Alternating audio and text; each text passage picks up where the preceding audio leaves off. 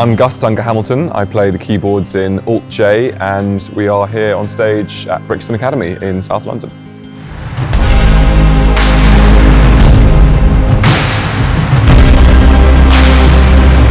We're playing a mixture of all four of our albums, really. We know that our fans love the old songs, but the response that the new songs and new albums getting to is amazing. So we're very happy to be playing lots of our new album, The Dream, as well. I think that Alt J has always existed in kind of a bit of an imaginary world. We're sort of like away with the fairies, I think, slightly. I don't think that we draw much inspiration from living in London, but certainly London is an amazing place to live as a musician. If you want to collaborate with people, there's people everywhere doing all kinds of music, and I still get involved in classical music as well, like I sing in a choir and stuff, and I love doing that kind of thing, and it's everywhere here.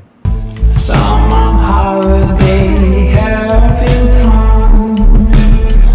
I decided to use the Keylab Mark II. I was looking for a new MIDI controller keyboard, and it came as highly recommended to me, and I love the look of it as well. I love the kind of white finish, and I think that, to be honest, it's sometimes hard to see what's going to differentiate one from another when I'm using Mainstage anyway. I'm not using sounds that come from the keyboard, so actually for me it's just got a lovely feel. It's extremely tactile, the buttons are exactly where I want them, and yeah, like I said, I love the way it looks on stage. I think it's a really stylish piece.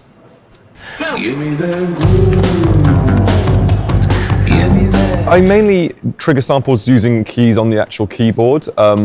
In the past I've used these kind of things, but actually I find it works better just to use the keys because, I don't know, maybe just as a pianist I'm kind of more sort of at home with black and white keys rather than MIDI pads and stuff. But these faders I use for the volume, and I have one here labelled Girth, which is for kind of when I want a synth sound to kind of fatten up in a song, and then patch changes and changing from song to song on Mainstage, I use these as well.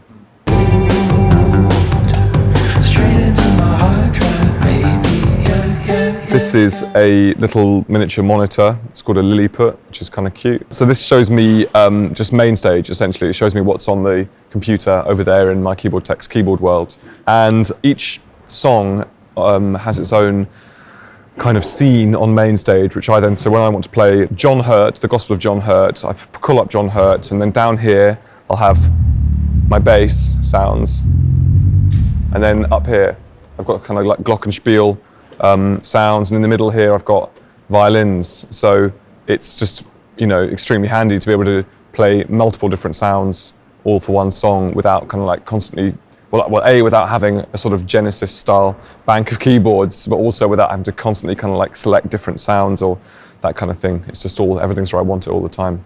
When you're on stage, there's a lot to think about anyway, and I think you just want to know that your gear is just going to do exactly what you want to do, what it needs to do at the right time, and I certainly have that with this keyboard. It's great.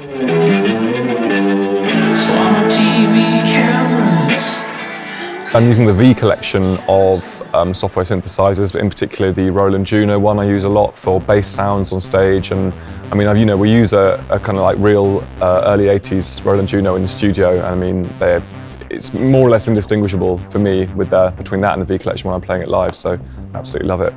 I love the idea of touring with vintage synths and stuff. I think it looks really cool when you see bands who do that, but ultimately I think the stress of worrying if some 40-year-old synthesizer is going to conk out in the middle of a set would not be worth it for me, and I'm much happier using gear that I can rely on and that just works the same every night, basically.